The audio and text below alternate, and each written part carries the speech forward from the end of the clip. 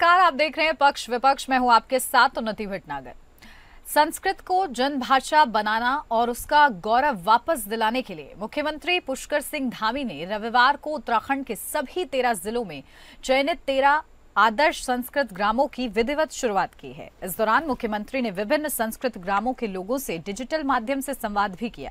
उन्होंने इस मौके पर कहा कि राज्य सरकार प्रत्येक जिले में आदर्श संस्कृत ग्राम की स्थापना कर देववाणी संस्कृत को जन जन तक पहुंचाने का कार्य कर रही है। मुख्यमंत्री ने कहा, आदर्श संस्कृत ग्रामों में लोग अपने दैनिक जीवन में संस्कृत का प्रयोग करेंगे, जिससे देववाणी पुनः हमारे जीवन में बोलचाल, व्यवहार और संवाद का हिस्सा बन सकेगी। सीएम धामी ने कहा कि उत्तराखंड पहला राज्य है जो इस तरह की पहल से संस्कृत के संरक्षण एवं संवर्धन पर कार्य कर रहा है।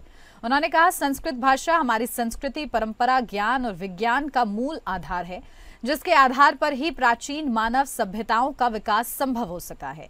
सीएम धामी ने आगे कहा है कि वैदिक संस्कृति में वेदों, ग्रंथों, पुराणों और उपनिषदों की रचना संस्कृत में ही की गई है। उन्होंने कहा कि प्रधानमंत्री नरेंद्र मोदी के नेतृत्व में भारत की सांस्कृतिक विरासत के संरक्षण और संवर्धन के लिए कार्य किया जा रहा है। मुख्यमंत्री ने कहा कि नई शिक्षा नीति में संस्कृत को आधुनिक और व्यवहारिक भाषा के रूप में स्थापित करने के लिए विशेष प्रयास किए गए हैं। उन्होंने कहा कि राज्य सरकार प्रदेश के विद्यालयों में संस्कृत शिक्षा को बढ़ावा देने के लिए विशेष छात्रवृत्ति प्रदान कर रही है और संस्कृत भाषा में उत्कृष्ट प्रदर्शन करने वाले विद्यार्थियों को संस्कृत छात्र प्रतिभा सम्मान योजना से सम्मानित किया जा रहा है। प्रदेश के शिक्षा मंत्री डॉक्टर धन सिंह रावत ने कहा कि उत्तराखंड देश का पहला राज्य है जिसने संस्कृत को अपनी दूसरी आधिकारिक भाषा घोषित किया है। तो आज इसी पर चर्चा कि किस तरीके से सीएम धामी की ये कोशिश रंग लाती है, देखना होगा, क्योंकि संस्कृत के संरक्षण की एक पहल अब देखने को मिल रही है उत्तराखंड में, और ऐसे में देश का पहला राज्य उत्तराखंड होगा जिसने संस्कृत को अपनी दूसरी आधिकारिक भाषा घोषित किया है। इसका कितना असर इस पहल का देखने को मिलता है, ये दिलचस्प रहेगा जानना। साथ ही साथ सीएम धामी का जो उद्देश्य है वो किस तरीके से पूरा होता है, इसमें सहयोग जनमानस का कैसे मिलता है, ये तमाम बातें महत्वपूर्ण हो जाती हैं।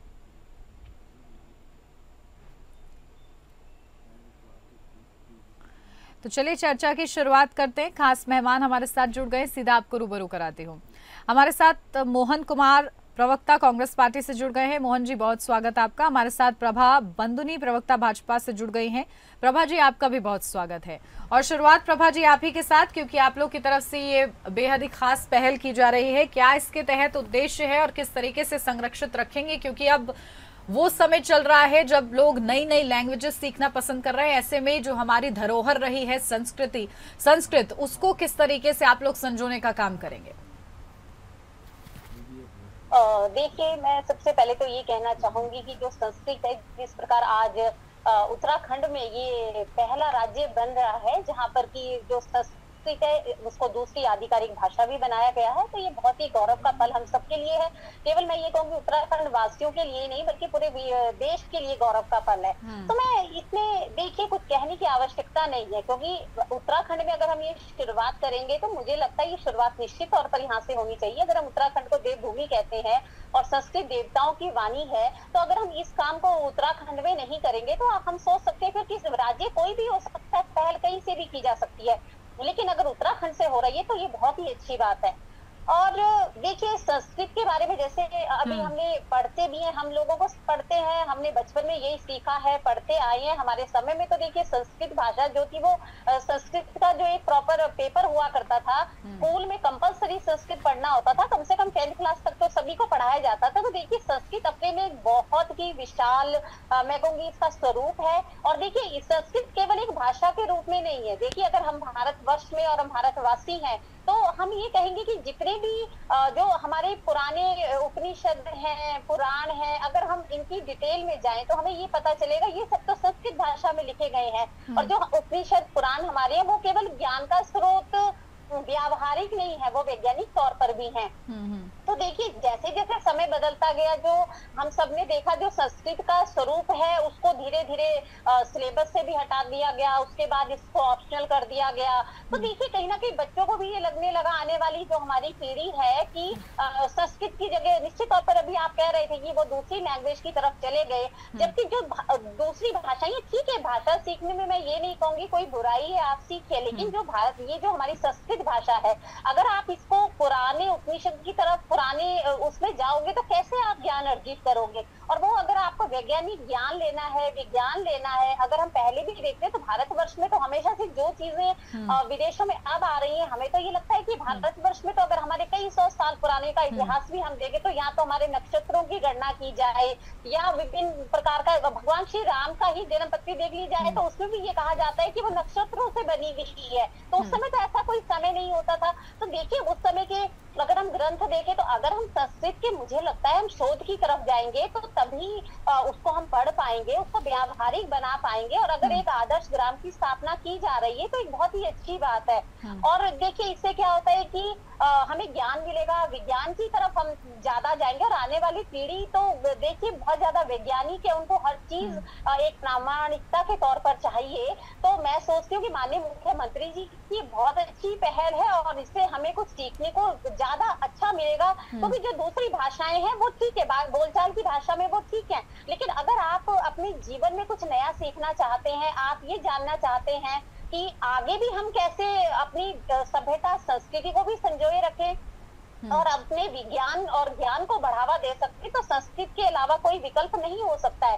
लेकिन जिस प्रकार से इसको हाशिए पर लाके खड़ा कर दिया गया भाषा को, तो अगर हम उसको दोबारा से, माननीय प्रधानमंत्री जी का भी ये सपना है और हम इसको आगे बढ़ा रहे हैं, उसके लिए हम अलग अलग तरीके ला रहे हैं। अगर हम स्कूलों में इसको कंपलसरी कर रहे हैं, जो बच्चे अच्छा करेंगे उनको स्कॉलरशिप देंगे, उससे बच्चों के अंदर एक प्रेरणा भी आएगी, उनको खुद को अच्छा लगता है। क्योंकि जब हम लोगों ने भी पढ़ा था तो वो अपने में इतनी सौम्य भाषा है, इतनी अच्छी भाषा है कि उसका एक अलग कोई, मैं नहीं समझ सकती कि इतनी भाषाएं हमने भी पढ़ी हैं कि कहीं और वो चीज अपने एज ए, मैं कहूंगी मानवता के रूप में भी तो एक अलग ही अनुभव हमें होता है। और अपने देश में रह के अगर हम उस भाषा को प्रोत्साहित करेंगे तो मुझे लगता है ये उत्तराखंड से अगर इसका शुरुआत हो रही है तो बहुत गर्व का पल है। सभी देशवासियों को इसमें खुश होना चाहिए।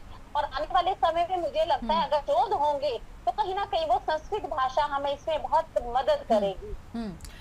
ठीक है, हमारे साथ मोहन कुमार जी भी जुड़े हुए हैं। मोहन जी, आपके पास आ रही हूँ क्योंकि धामी सरकार एक पहल कर रही है और देश में ऐसा पहला राज्य उत्तराखंड बन जाएगा। संस्कृत को संरक्षित करने की जो ये पहल है, कितनी कामयाब आप लोग को नजर आ रही है? आप लोग इसका स्वागत करेंगे? किस तरीके से समर्थन करेंगे? साथ देंगे, नहीं देंगे? क्या स्टैंड? देखिए, संस्कृत भाषा को बढ़ावा देंगे, ये तो क्योंकि वर्षों से हमारे देश में संस्कृत भाषा को चला आ रही है और इसको बढ़ाने के लिए समय समय पर काम होते रहे हैं। अच्छी बात है कि धामी जी जो है उस पर जो है 13 आदर्श गांव की बात कर रहे हैं और संस्कृत के बढ़ावे की बात कर रहे हैं, पर बेहतर तब होगा जब घोषणा न कर इसको धरातल पर उतारा जाएगा। अच्छी पहल तब मानी जाएगी, क्योंकि इससे पहले भी अगर मैं आपके चैनल के माध्यम से बात करूं तो अनेकों घोषणाएं ऐसी हुई जिसके ऐलान हुए, घोषणाएं हुई और घोषणाओं के बाद वो धरातल पर नहीं आती, उस पर अमल नहीं किया जाता है।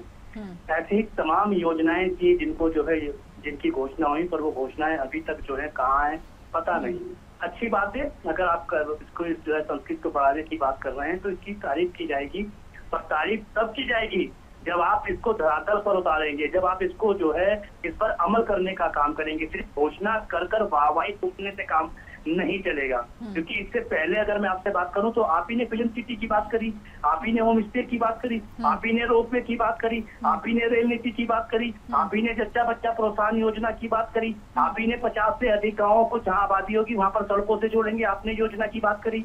युवा नीति की बात आपने करी, आपने कहा हम हाईटेक आंगनबाड़ी बनाएंगे, पर वो हाईटेक आंगनबाड़ी कहाँ है पता नहीं। और सबसे बड़ी बात, आप अगर संस्कृत को बढ़ावा देने की बात कर रहे हैं, आप पढ़ाएंगे कहाँ पर? क्योंकि 3,500 से ज्यादा सरकारी स्कूल इस उत्तराखंड के अंदर बंद हो गए। हम तो कह रहे हैं कि आप उसे लाइए, अच्छी बात है, क्योंकि हमारी पहचान है संस्कृत। और हमारे जो रामायण है या आदि काल से जुड़ी हुई जो है, चाहे रामायण हो चाहे योग वशिष्ठ हो, ये पहचान है देश की। और अच्छी बात होगी अगर सरकार इस पर अमल करेगी। पर कहीं ना कहीं सिर्फ राजनीतिक फायदा लेने के लिए या फिर घोषणा वीर बन जाकर रहने के लिए अगर आप ये कर रहे हैं, क्योंकि धामी सरकार का रिकॉर्ड है कि ये सिर्फ जो सरकारी पैसा है उसका दुरुपयोग कर रहे हैं योजनाओं की घोषणाएं करने के बाद और उनकी वाहवाही लूटने के लिए और अपने प्रचार प्रसार में उस पैसे को लगाने के लिए। बेहतर होगा कि आप अपनी घोषणा पर अमल करें और उसे धरातल पे उतारें। आप मुझे बताइए कि आपने कहा था आप आदर्श गांव बनाएंगे, और आदर्श गांव बनाने के लिए आपने जो है सांसदों को गांव को गोद लेने की कहा, पर वो गांव अभी तक गोद में ही रह गए, गोद से नीचे नहीं उतरे।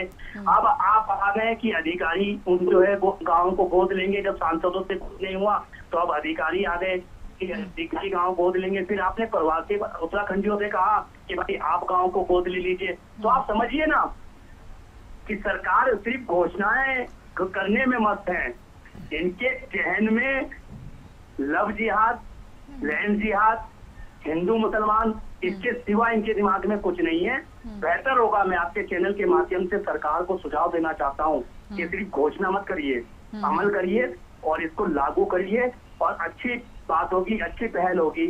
और इससे पहले भी अगर आप देखेंगे तो चाहे जितने भी स्कूलों में आपने देखा होगा, आपने भी अगर पढ़ाई करी होगी तो संस्कृत को पढ़ाया जाता है, संस्कृत बच्चा सीखता है। इसी उत्तराखंड के अंदर जो है संस्कृत विद्यालय है के अंदर।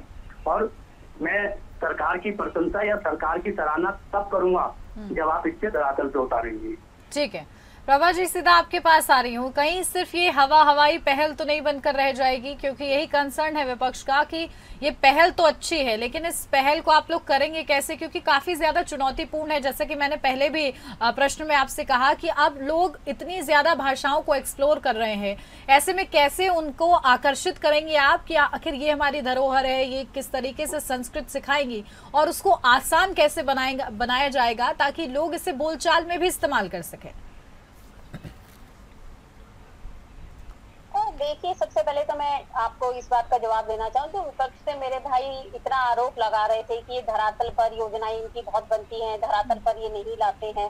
तो देखिए, मैं इनसे ये कहना चाहूंगी कि अभी तो देखिए कि हमारे पंचायत चुनाव हुए एक हफ्ता ही हुआ है, तो इनको जनता ने इनको मुंह की खानी पड़ी है उन चुनाव में। तो उनसे इनको पता चल जाना चाहिए कि हम जो योजनाएं बनाते हैं वो धरातल पर लेकर आते हैं।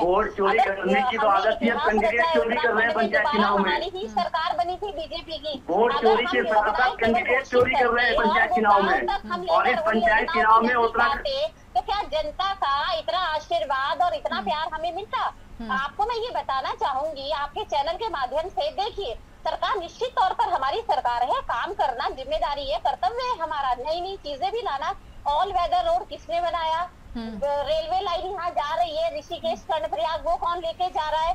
रोपवे जो इतने बन गए हैं, नए भी प्रस्तावित है, वो भी बन रहे हैं जो हमारे शासन काल में बन गए। आप अपने शासन काल के 2 रोपवे मुझे बता दीजिए, आपने ये काम करा। और देखिए, अगर हम जनता के बीच में काम कर रहे हैं तो ठीक है, प्रदेश में तो आप ये कह सकते हैं कि मोदी जी के नारे ये लोग देते हैं, ये भी आरोप हमारे ऊपर विपक्ष लगाता है कि मोदी जी के नाम पर ये वोट लेते हैं। तो अभी आपको पंचायत चुनाव में क्या हो गया और वहाँ पर जो ठीक है, चलिए चुनाव पर किसी और दिन करेंगे बहस। अभी बड़ा मुद्दा है कि हम अपनी धरोहर को कैसे बचाएंगे। बिल्कुल मैं बिल्कुल आपकी बात पे आ रही हूँ, लेकिन मैं इनकी बातों का इनको ये जवाब दे रही हूँ कि अगर हम काम नहीं करते तो जनता हमें इतना आशीर्वाद और प्यार नहीं देती। ठीक है, बेहद ही ज्यादा महत्वपूर्ण मुद्दा, क्योंकि संस्कृत भाषा हमारी प्राचीन भाषा है, उस हमारी संस्कृति में है, और किस तरीके से अब हम इसे वापस से जीवित करते हैं, अपने जीवन में शामिल करते हैं, और इसके लिए सरकारों की तरफ से क्या कदम उठाए जा रहे हैं, इसी पर चर्चा हो रही है। आपके पास आ रही हूँ सीधा प्रभा जी, क्योंकि क्या प्लान है आप लोग के पास कि कैसे इसको इम्प्लीमेंट करेंगे आप लोग कि लोग संस्कृत भाषा के प्रति आकर्षित हो?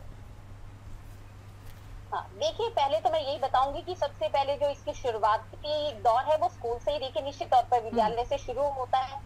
तो वहां पर उन्होंने माननीय मुख्यमंत्री जी ने ये कहा है कि हम इसको कंपलसरी करेंगे, बच्चे इसको सीखेंगे, और 10th क्लास तक भी अगर हमारा बच्चा उसको सीख जाता है तो उसकी बोलचाल की भाषा भी बन जाती है। हमने पहले भी ये देखा, और हम सब लोगों को संस्कृत आती है। उसी के उसपे मैं ये कहना चाहूंगी कि एक बहुत ही अच्छी पहल है, और उनको प्रोत्साहित करने के लिए बच्चों को स्कॉलरशिप्स भी है। दूसरा, अगर आदर्श ग्राम की बात करिए तो देखिए वहां पर भी ये कहा गया है कि जिले के लेवल पर जो वहाँ पे विद्यालय में शिक्षक होंगे वो एक ग्रुप के तौर पर लोगों को जोड़ेंगे, एक समूह बनाएंगे, उसका एक समय निश्चित करेंगे जहाँ पे वो लोग भी आएंगे और वो उसको सीखेंगे। तीसरा देखिए, मैं ये समझती हूँ कि जो हमारी पूजा पाठ की पद्धति होती है उसमें जो हमारे मंत्रोच्चार होते हैं, हम प्रभु की भी जब वंदना करते हैं तो वहां पर भी हम देखिए हमारे जितनी भी जो पूजा पाठ है वो संस्कृत में ही होता है। तो लेकिन हम संस्कृत में कई मंत्र बोल देते हैं, क्या हमें उनका हिंदी में पता होता है कि इसका जो हम आराधना कर रहे हैं उसका क्या मीनिंग है? तो जब ये छोटी छोटी चीजें हमारे व्यावहारिक जीवन में आ जाएंगी और हमें पता चलेगा, जब हम उस मंत्रोच्चार को बोलेंगे, एक वाणी में बोलेंगे, एक लय में, एक सुर में उस चीज को हम अपने जीवन में उतारेंगे,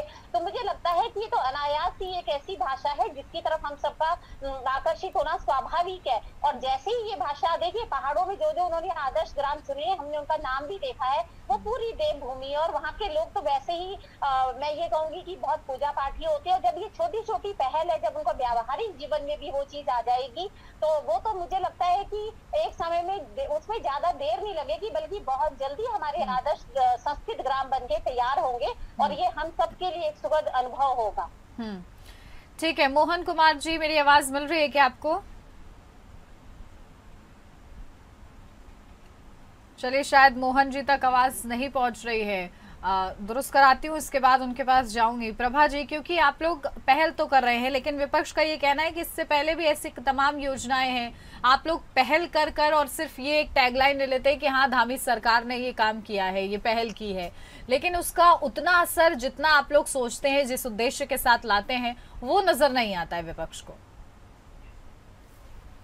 देखिए, मैं तो कहूंगी उत्तराखंड में तो आज जो विपक्ष की स्थिति है वो बिल्कुल हाशिए पर है। विपक्ष जैसे नाम है उसी से मैं ये कहूंगी, विपक्ष मतलब विरोध करना, इनका एक राजनीतिक एजेंडा ही इनका है। अगर हम अच्छा काम करेंगे तो भी ये विरोध करेंगे, और अगर इनको कहीं लगेगा ये काम सही नहीं है उसमें तो खैर इनसे अपेक्षाएं रखना ही मैं कहूंगी बहुत गलत है।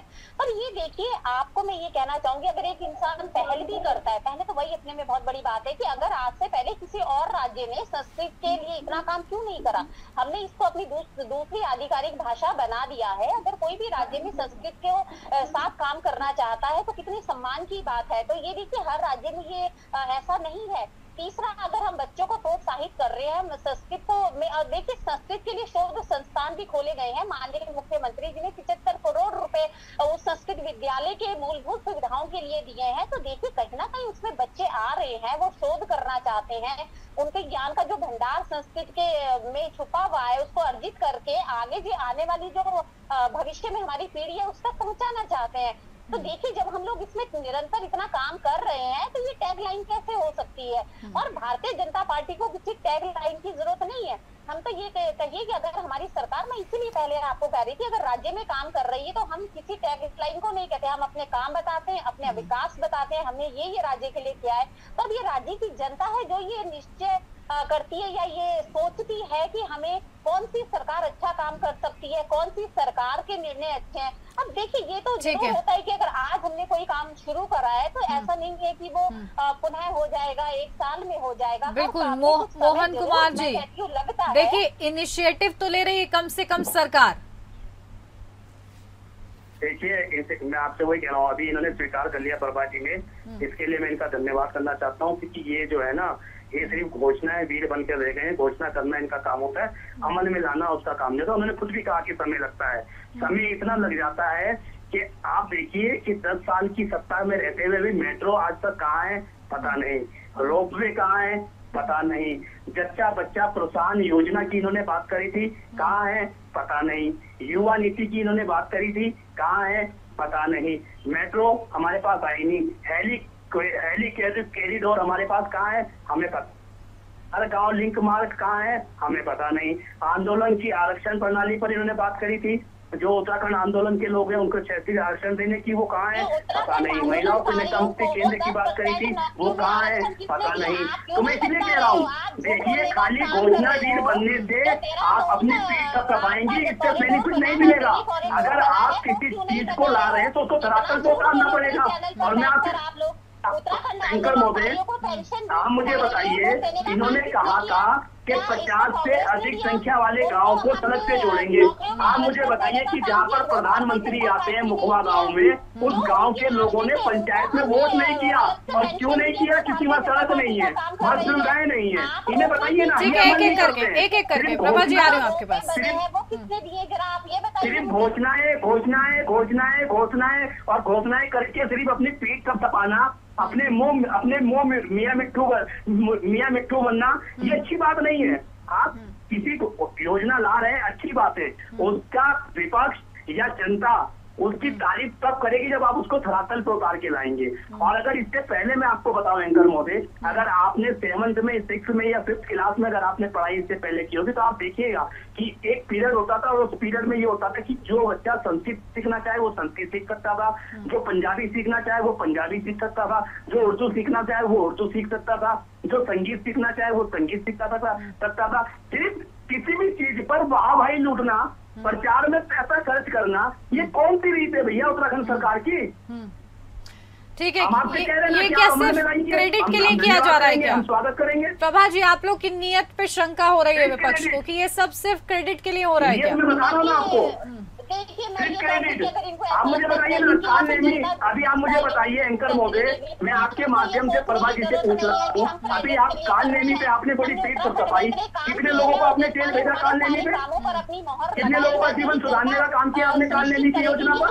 और नहीं, पर काल नेमी न है, पीठ सफाई, वाह भाई लूट ली। ठीक है, चलिए सबसे बड़ी बात, मोहन जी सुनिए, मोहन जी सुन लीजिए, प्रभा जी से मैंने आप ही का सवाल पूछा है। सरकार में जो है रेल परियोजना आ रही है। ठीक है, अब सुन लीजिए मोहन जी। मतलब है कि इनको केवल आरोप लगाना, भारतीय जनता पार्टी को कांग्रेस की तरह इनके तो मुख्यमंत्री ये कह चुके हैं कि मेरी सत्ता के लोभी हैं और ये हमेशा लोभी रहेंगे। अरे भ्रष्टाचारी हो, भ्रष्टाचारी। उत्तरकाशी के अंदर दीपक बिजवान, सिस्पर महेंद्र भट्ट आपके प्रदेश अध्यक्ष और मनवीर चौहान मीडिया प्रभारी ये कह रहे थे कि सबसे बड़ा भ्रष्टाचारी 150 करोड़ के भ्रष्टाचार में जिस पर आपने जांच बैठाई, आज उसी भ्रष्टाचारी को आपने और आपके महेंद्र भट्ट ने मारा पहना मुख्यमंत्री ने। अब आप सोचिए ना, इनका मुख्यमंत्री दीपक बिजवान को सबसे बड़ा भ्रष्टाचारी और उसका स्वागत करके उसे अपने पार्टी में शामिल कर रहे हो, तो आप समझ सकते हैं। ठीक है, संपत्ति के मामले में गणेश जोशी का आरोप लगता है। लेकिन मोहन जी अभी तो पहल आई है, अभी तो पहल शुरू की गई है, तो अभी ये पहल फेल होगी पास होगी ये तो बात की बात है, ये वक्त बताएगा, लेकिन उससे पहले ही उसको फेल कह देना ये भी तो ठीक नहीं है। मैं तो आपके देखिए, मैं आपके चैनल के माध्यम से बार बार कह रहा हूँ, हम इसका धन्यवाद भी करेंगे और स्वागत भी करेंगे, पर तब करेंगे जब मुख्यमंत्री इसको घोषणा में ना लेकर इसे अमल में लाएंगे। सिर्फ घोषणा करके अपनी वाहवाही लूट लेना, प्रधानमंत्री की नजर में ये साबित कर देना कि खामी सबसे ठीक है, मतलब अभी आप लोग को घोषणा से कोई आपत्ति नहीं है, बस वाहवाही ना हो जाए इस बात से आपत्ति है। वाहवाही और आप इसे अमल में लाइए ना, ठीक है, अमल में लाइए, वाहवाही लूटने की क्या जरूरत है? सरकार है आपकी, अरे सरकार नहीं करेगी तो मैं करूंगा क्या? सरकार का काम है, जनता ने उत्तराखंड की जनता ने आपको चुना क्यों है? आपको मैंडेट क्यों दिया है उत्तराखंड की सरकार ने? इसीने तो दिया कि आप काम करिए। हमें क्या करना है, जनता का विश्वास। ठीक है, हमारी संस्कृति से जुड़ी हुई भाषा को आप लोग कितना ज्यादा महत्व देते हैं और ग्राउंड जीरो पर ये किस तरीके से अमल में लाई जाती है देखना होगा। बहुत शुक्रिया आप दोनों का ही हमारे साथ इस चर्चा में जुड़ने के लिए, और इसी के साथ इस खास चर्चा मेरे साथ बस इतना ही। नमस्कार।